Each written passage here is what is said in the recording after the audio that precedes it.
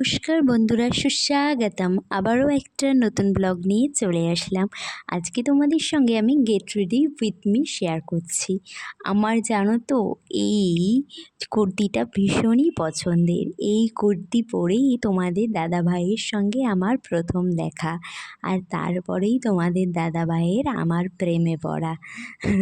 এই কুর্তিটা অনেক স্পেশালই বলতে পারো। জানো তো তোমাদের দাদাভাই সব সময় পছন্দ করে আমি একটু সেজে গুজে থাকবো, ফিটফাট হয়ে থাকবো। আমি যদি একটু সেজে না বেরাই বা একটু কুচকানো ধরনের জামা প্যান্ট পরে যদি ওর সাথে বেরাই, ওর ভালো লাগে না। ও সব সময় চায় আমি সেজে গুজে বেরাই। সব সময় কি সেজে গুজে বেরানো সম্ভব বলো তো? যাই হোক, চাই জানি আমাকে একটু সবসময় ভালো লাগুক, সুন্দর লাগুক। এমনি তো ভালোবাসার মানুষের চোখে সবসময়ই সুন্দর, তারপরেও বেরালে হয় না যে একটু সুন্দর দেখতে লাগবে, সে একটু পরিপাটি করে সাজবো। আজকে ঘরে ঢুকেই আমার দিকে তাকিয়ে বলছে, কী ব্যাপার? আমি তো সেজে সাধারণত বেরাই না, আমার সেজে বেরাতে ভাল লাগে না। মুড করলে আজকে ওকে সারপ্রাইজ দিলাম। দেখা হচ্ছে পরের ভিডিওতে। Thanks for watching, love you guys.